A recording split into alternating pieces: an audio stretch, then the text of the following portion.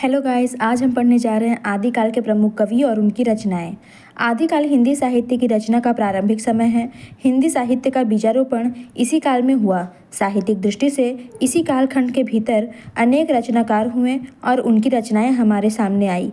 इस कालावधि में जहाँ सिद्धों की वाणियाँ अपनी रहस्यात्मकता के साथ और पाखंड विरोधी तत्वों को लेकर हमारे सामने उपस्थित है, वहीं नाथ साहित्य अपनी साधना पद्धति का बखान कर रहा है। जैन साहित्य में तीर्थंकरों का गुणगान हुआ है। रासो साहित्य वीर गाथाओं से ओतप्रोत दिखलाई पड़ता है। लौकिक साहित्य में लौकिक विषय को आधार के रूप में ग्रहण किया गया है। हिंदी गद्य के आरंभिक रूप की सूचना भी इस काल में रची गई कुछ कृतियों में देखने को मिलती है। इन्हें हम आदिकालीन गद्य साहित्य के अंतर्गत स्थान दे सकते हैं। आदिकाल के प्रमुख कवि और उनकी रचनाओं का अध्ययन करने से पहले अध्ययन की सुविधा के लिए आदिकाल की संपूर्ण साहित्य विभव को मुख्यतः 6 वर्गों में विभाजित किया जा सकता है, जैसे आदिकालीन साहित्य, सिद्ध साहित्य, नाथ साहित्य, जैन साहित्य, रासो साहित्य, लौकिक साहित्य, गद्य साहित्य। सिद्ध साहित्य। सिद्धों ने वज्रयान के सिद्धांतों का विचार करने के लिए जो साहित्य जनभाषा में लिखा उसे ही सिद्ध साहित्य कहा जाता है। सिद्धों की संख्या 84 बताई जाती है। राहुल सांस्कृत्यायन ने 84 सिद्धों के नामों का उल्लेख किया है, जिनमें सिद्ध सरहप्पा से यह परंपरा प्रारंभ होती है। इन सिद्धों में सरहप्पा, सबरप्पा, लुइपा, डोम्भिप्पा, कणहप्पा एवं कुकुरिप्पा आदि के नाम हिंदी साहित्य के परिप्रेक्ष्य में उल्लेखनीय हैं। संक्षेप में आगे हम उनके व्यक्तित्व और कृतित्व का परिचय देने का प्रयत्न कर रहे हैं। सरहप्पा हिंदी के प्रथम कवि हैं। वे सहरपाद, राहुलभद्र, सरोजवज्र आदि कई नामों से विख्यात है। जाति के ये ब्राह्मण हैं। इनके रचनाकाल के विषय में विद्वान ने मतयक्त नहीं है। राहुल जी इनका समय 769 ईस्वी मानते हैं। इसे अधिकांश विद्वान स्वीकार करते हैं। इनके द्वारा रचित 32 ग्रंथ बताए जाते हैं, जिनमें दोहा कोश हिंदी के रचनाओं में प्रसिद्ध है। इन्होंने बाह्याचार और पाखंड का विरोध किया है तथा गुरु सेवा को महत्व दिया है। इनकी भाषा सरल तथा ज्ञेय है। काव्य में भावों का सहज प्रवाह भी दिखाई पड़ता है, जैसे जह णग गाविव होई मोती ता सुणह सियालह। सबरप्पा। इनका जन्म 780 ईस्वी में हुआ था। ये जाति के क्षत्रिय थे। सरहप्पा इनके गुरु हैं। सबरों का सा जीवन व्यतीत करने के कारण इन्हें सबरप्पा कहा जाता है। चर्यापद इनकी प्रसिद्ध रचना है। ये माया मोह का विरोध करके सहज जीवन पर बल देते हैं, उसी को महासुख की प्राप्ति का मार्ग बतलाते हैं। इनकी कविता की कुछ पंक्तियाँ देखिए। हेरी ये मेरी तैला बाड़ी खश्मे समतूला सुकड़े सेरे कपासु फुटीला। लुइपा जात के कायस्थ थे। सबरप्पा इनके गुरु बताए जाते हैं। इनकी साधना उच्च कोटि की थी। इनकी साधना का प्रभाव देखकर उड़ीसा के तत्कालीन राजा तथा मंत्री इनके शिष्य हो गए थे। 84 सिद्ध में इनका विशिष्ट स्थान है। इनकी कविता में रहस्य भावना मुखर है, जैसे क्रा तरुवर पंच बिड़ाल चंचल चिये पैठो काल दिट करिय महासुख परिणाम लुई भरमई गुरु पुच्छिज अजान। डोम्भिप्पा का जन्म 840 ईस्वी के आसपास हुआ था। ये क्षत्रिय वंश में पैदा हुए थे। विरूपा से इन्होंने दीक्षा ली थी। इनके 21 ग्रंथ बताए जाते हैं, जिनमें डोम्बी गीतिका, गोयचर्या और अक्षरद्विकोपदेश आदि महत्वपूर्ण रचनाएं हैं। कणहप्पा। इनका जन्म 820 ईस्वी में कर्नाटक के ब्राह्मण वंश में हुआ था। ये बिहार के सोमपुरी में रहते थे। जालंधरप्पा ने इन्हें दीक्षा दी थी। कई सिद्धों ने इन्हें अपना गुरु बनाया था। इनके द्वारा रचित 74 ग्रंथ बताए जाते हैं। कणहप्पा अपनी रहस्यात्मकता भरी रचनाओं के लिए हिंदी के कवियों में प्रसिद्ध हुए। दार्शनिकता उनके ग्रंथों में कूट कूट कर भरी थी। उनकी कविता का एक सरस उदाहरण देखिए। जिम लोण विलिजई पाणी एहि तिम घरिणी लई चित समरस जाई तक्षणे जय पूणु ते समणीत। कुकुरिप्पा।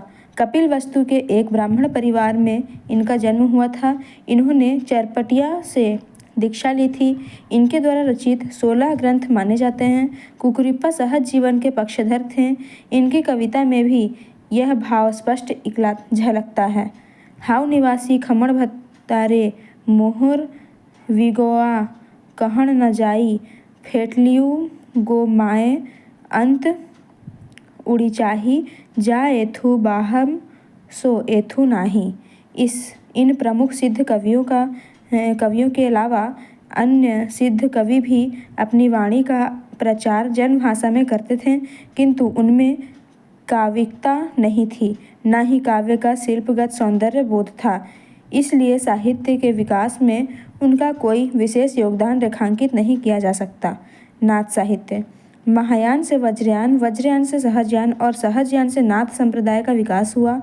जीवन को कर्मकांड के बंधन से मुक्ति दिलाकर सहजता की ओर उन्मुख करने का श्रेय नाथों को जाता है।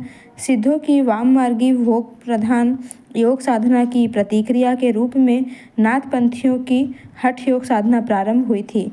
महापंडित राहुल सांस्कृत्यायन नाथ पंथ को सिद्धों की परंपरा का विकसित रूप मानते हैं। गोरखनाथ इस साहित्य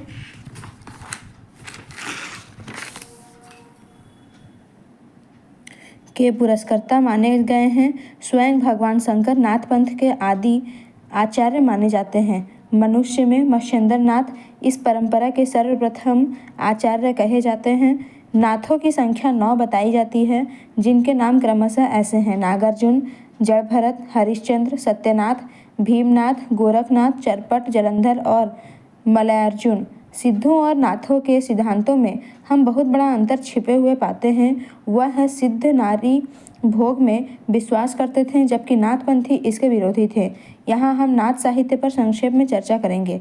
गोरखनाथ नाथ साहित्य के संस्थापक हैं। इन्होंने मत्स्येंद्र नाथ को अपना गुरु बनाया है। नाथपंथियों में ये सबसे प्रतिभाशाली थे। राहुल सांस्कृत्यायन ने गोरखनाथ का समय 845 ईस्वी माना है। डॉक्टर हजारी प्रसाद द्विवेदी उन्हें 9वीं सदी का मानते हैं। आचार्य रामचंद्र शुक्ल और डॉक्टर रामकुमार वर्मा इन्हें 13वीं सदी का बतलाते हैं। डॉक्टर पीताम्बर दत्त बड़थवाल इन्हें 11वीं सदी का मानते हैं। इनके ग्रंथों की संख्या 40 बताई जाती है, पर डॉक्टर बड़थवाल ने केवल 14 ग्रंथों को उनकी रचना के रूप में स्वीकृति दी है, जिनके नाम हैं शबदी पद, प्राण, संकली, शिष्यादर्शन, नरवेवोध, अभयमात्रा जोग, आत्मबोध, 15 तिथि, सप्तवार, मच्छिंद्र, गोरखनाथ, रोमावली, ज्ञान तिलक, ज्ञान चौतीसा एवं पंचमात्रा। डॉक्टर बड़थवाल ने गोरखवाणी नाम से उनकी रचनाओं का एक संकलन भी संपादित किया है। गोरखनाथ ने अपनी रचनाओं में गुरु महिमा, इंद्रिय निग्रह, प्राण साधना, वैराग्य, मनः साधना, कुंडलिनी, जागरण, शून्य समाधि आदि का वर्णन किया है। गोरखनाथ ने अपनी कृतियों में हठ योग का उपदेश भी दिया है। गोरखनाथ का मानना है कि जो साधक हठ योग साधना द्वारा शरीर और मन को शुद्ध करके शून्य में समाधि लगाता है, वही ब्रह्म साक्षात्कार करता है। गोरखनाथ लिखते हैं कि धीर वह है जिसका चित्त विकार साधना होने पर भी विकृत नहीं होता। 9 लख पात्री आगे नाचे, पीछे सहज अखाड़ा, ऐसे मन लो जोगी खेलो, तब अंतरी बसे भंडारा। गोरखनाथ का प्रमुख स्थान गोरखपुर माना जाता है, किंतु इनके मत का अधिकाधिक प्रचार पंजाब तथा राजस्थान में हुआ।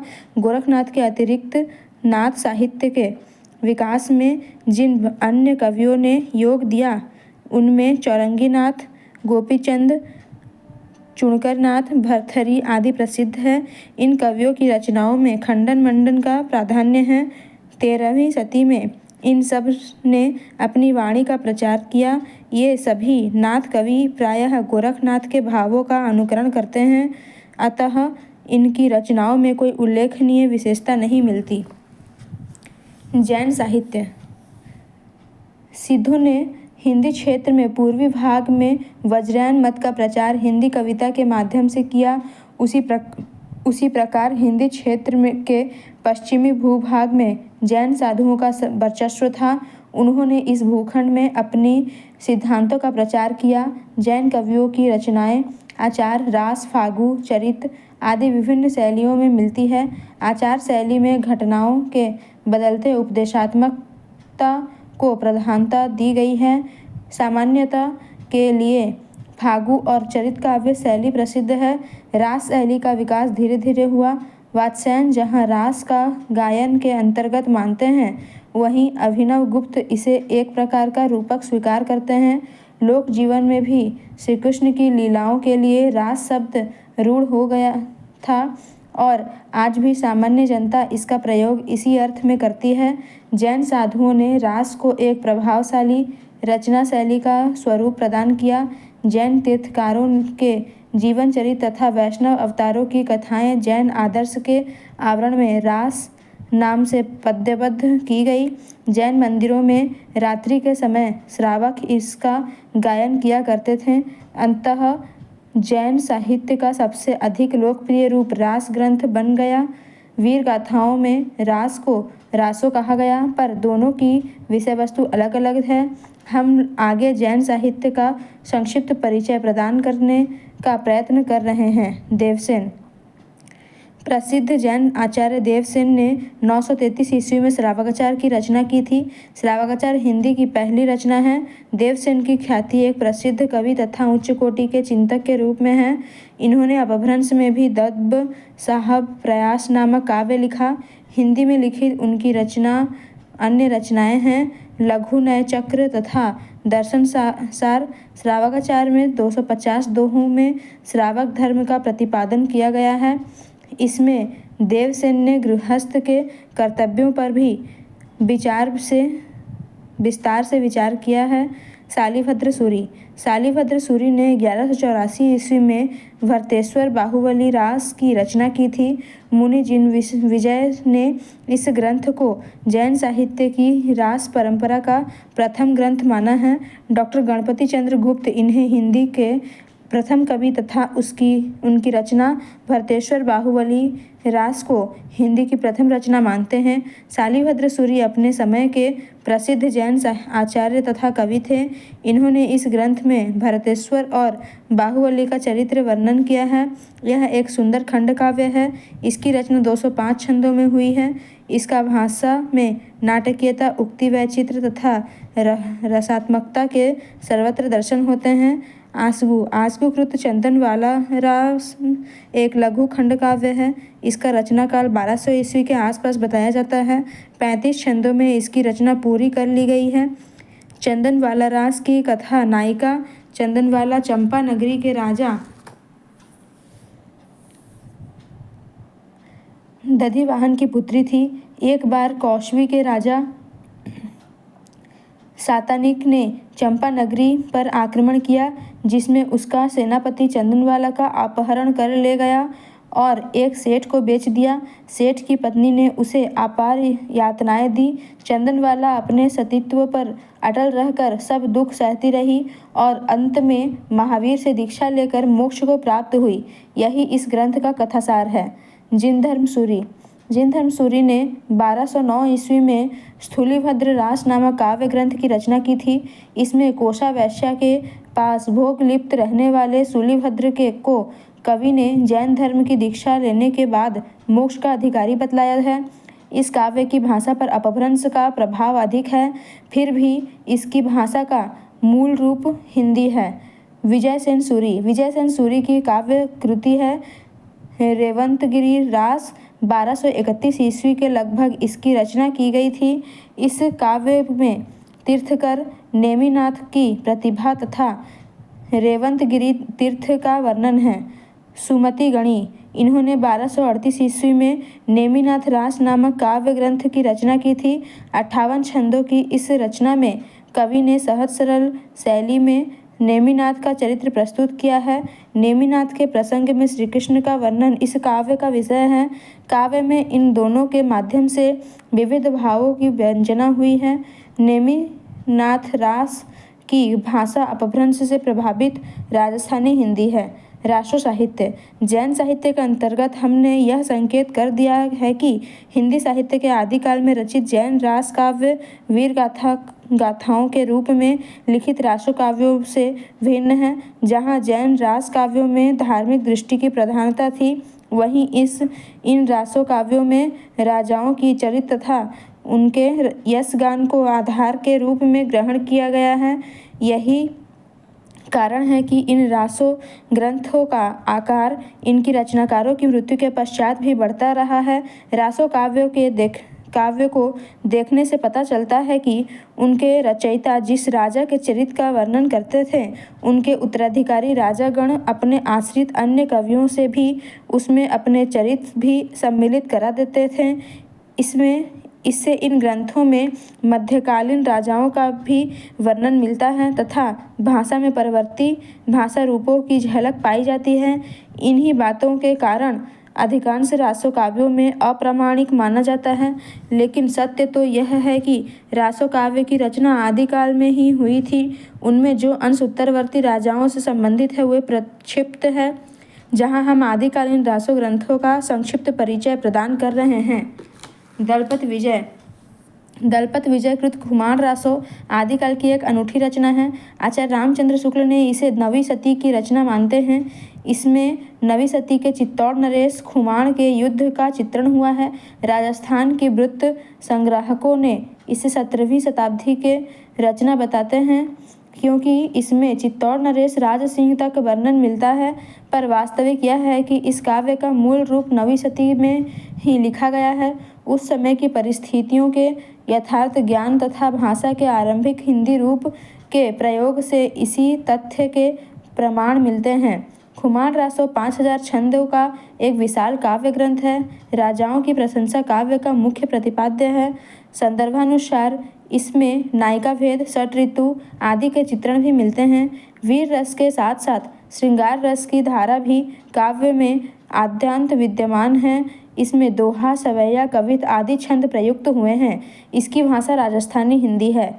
नरपति नाल ने 1155 ईस्वी में विशलदेव रासो की रचना की थी, किंतु नवीन खोजों से यह जानकारी मिली कि यह इस काव्य की रचना 1016 ईस्वी में हुई थी। उसमें यह पंक्ति मिलती है, संबत सरस 73 जानी नाल कविसर सरसीय वाणी। विशलदेव रासो आदिकालीन हिंदी साहित्य की एक अनन्य कृति है। इसमें भोज परमार की पुत्री राजमती और अजमेर के चौहान राजा विशलदेव तृतीय के विवाह, वियोग एवं पुनर्मिलन की कथा का वर्णन अत्यंत रोचक शैली में हुआ है। इस काव्य में सामंती जीवन के प्रति गहरी अरुचि का सजीव चित्र देखने को मिलता है। विशलदेव रासो की कथा भूमि प्रेत की निश्चल अभिव्यक्ति से आर्द्र है। इसमें कवि ने श्रृंगार के संयोग और वियोग दोनों पक्षों के अत्यंत मार्मिक चित्र प्रस्तुत किए हैं। विशलदेव रासो मूलतः गेय काव्य है। डॉक्टर माता प्रसाद गुप्त ने 128 छंदों की एक प्रति का संपादन किया है। यह पाठ विशलदेव रासो का मूल रूप बताया जाता है। इसकी भाषा आदिकालीन आरंभिक हिंदी का सहज स्वरूप सिद्ध होती है। सारंगधर कृत हमीर रासो का आदिकालीन रासो साहित्य में अपना विशिष्ट स्थान है। प्राकृत पेंगलम में इस काव्य के कुछ छंद मिले थे। उन्हीं के आधार पर आचार्य रामचंद्र शुक्ल ने इसके अस्तित्व की कल्पना की थी। उनका अनुमान था कि इसमें हमीर और अलाउद्दीन के युद्धों का वर्णन तथा हमीर की प्रशंसा चित्रित होगी।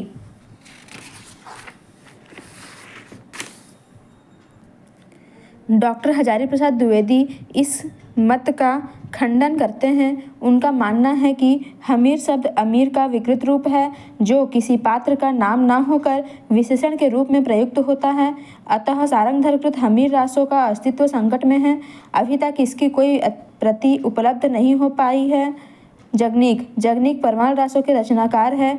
ये महोबा के राजा परमर्दीदेव के आश्रित हैं। उन्होंने अपने इस काव्य में आल्हा और उदल नामक 2 वीर सरदारों के युद्ध का वर्णन किया है। उसका इसका रचना काल 13वीं सदी का है। इसमें वीर भावना का जितना प्रौढ़ रूप मिलता है उतना अत्यंत दुर्लभ है। इस काव्य में युद्ध का अत्यंत प्रभावशाली वर्णन हुआ है। इसमें भाव के अनुरूप भाषा भी चली है और एक विशेष शब्द ध्वनि सर्वत्र व्याप्त हो गई है। परमाल रासों को आल्हखंड भी कहा जाता है।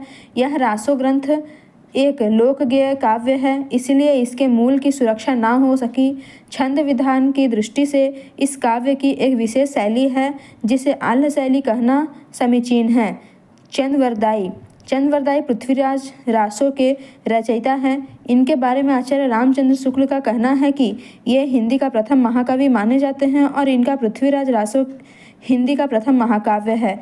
चंद दिल्ली के अंतिम हिंदू सम्राट महाराज पृथ्वीराज के सामंत और राजकवि प्रसिद्ध है। चंद्रवरदाई के जन्मकाल के संबंध में कई मत है, पर आचार्य शुक्ल ने 1168 ईस्वी को इनका जन्म वर्ष माना है और आगे लिखा है कि रासों के अनुसार ये भट्ट जाति के जगात नामक गोत्र के थे। इनके पूर्वजों की भूमि पंजाब थी, जहाँ लाहौर में इनका जन्म हुआ था।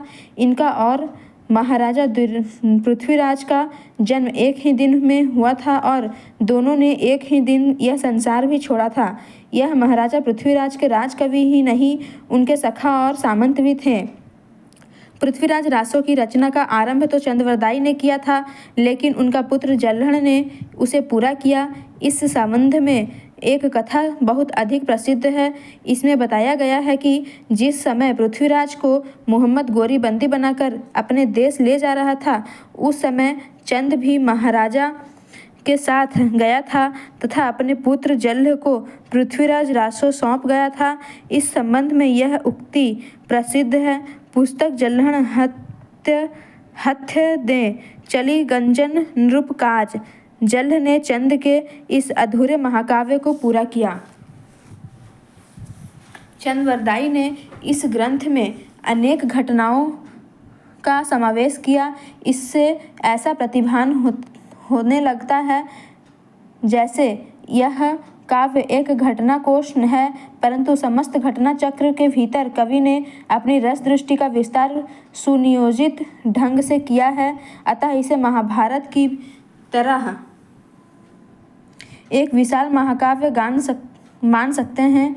इस काव्य में दो रस प्रमुख हैं, श्रृंगार और वीर। ये दोनों रस पृथ्वीराज चौहान के चरित्र के दोनों पक्ष को उन्मुक्त करते हैं। इससे स्पष्ट होता है कि वे जितने वीर हैं उतने ही श्रृंगार प्रेमी हैं। नारी दोनों रसों के केंद्र में है। पृथ्वीराज रासो के भाषा के संबंध में भी विवाद है। यह काव्य पिंगल शैली में लिखा गया है। इसमें ब्रज भाषा के साथ राजस्थानी बोलियों का मिश्रण है। इसमें शब्द चयन रसानुकूल है। वीर रस के चित्रण में प्राकृत और अपभ्रंश के शब्द भी यत्र तत्र मिल जाते हैं। पृथ्वीराज रासो में 69 समय अध्याय तथा 16,306 छंद है। लगभग 68 प्रकार के छंदों में मिलाकर लिखा गया यह महाकाव्य सभी दृष्टियों से आदिकाल की अनुपम कृति है। लौकिक साहित्य। आदिकाल में लौकिक साहित्य की अजस्र धारा भी बहती हुई दिखाई पड़ती है। यह लौकिक साहित्य हिंदी के लोक साहित्य का आरंभिक रूप है। यहाँ हम आदिकाल में उपलब्ध सभी लौकिक काव्यों का परिचय देकर इस स्वच्छंद धारा की प्रवृत्तियों को स्पष्ट करेंगे। किल्लौल कवि ने 11वीं सदी में ढोला मारूरा दुहा की रचना की थी। डॉक्टर नामवर सिंह इसे 15वीं सदी की रचना मानते हैं। कुछ विद्वान कुशल राय वाचक को इसके रचनाकार मानते हैं, किंतु इन्होंने इसकी विरचना नहीं की थी, अपितु इसे विस्तृत स्वरूप प्रदान किया था। डॉक्टर नगेंद्र इस और संकेत करते हुए लिखते हैं, मूलतः दोहों में रचित इस लोक काव्य को 17वीं शताब्दी में कुशल राय वाचक ने कुछ चौपाइयाँ छोड़कर विस्तार दिया है। इसके रचयिता किल्लौल कवि है। इसकी पुष्टि खोज रिपोर्ट की इस पंक्ति से होती है, गाहा गुढ़ा गीत गुण उक्ति कथा उलोले चतुर्तना चित रिजवण कहिए कवि कलोल। ढोला मारूरा दुहा एक लोक भाषा काव्य है। इसमें ढोला नामक राजकुमार और मारवाड़ी नामक राजकुमारी की प्रेम कथा का वर्णन है। यह लोक प्रसिद्ध प्रेम कथा आदिकालीन श्रृंगार काव्य परंपरा की एक महत्वपूर्ण उपलब्धि है। इसका मूल रूप दोहा में मिलता है। राजस्थान में यह काव्य अत्यंत लोकप्रिय रहा है। भट्ट केदार। भट्ट केदार कृत जयचंद्र प्रकाश लौकिक साहित्य के अमूल्य धरोहर है। आचार्य रामचंद्र शुक्ल इसे महाकाव्य मानते हैं। इसमें भट्ट केदार ने कन्नौज के सम्राट जयचंद्र का गुणगान किया है। अभी तक यह ग्रंथ अनुपलब्ध है। मधुकर कवि। मधुकर कवि जयमयंक जस चंद्रिका के रचनाकार माने जाते हैं। इस ग्रंथ का रचना काल 1186 ईस्वी बताया जाता है। इसमें जयचंद्र की वीरता का वर्णन हुआ है। दुर्भाग्य से लौकिक साहित्य का यह ग्रंथ भी उपलब्ध नहीं है।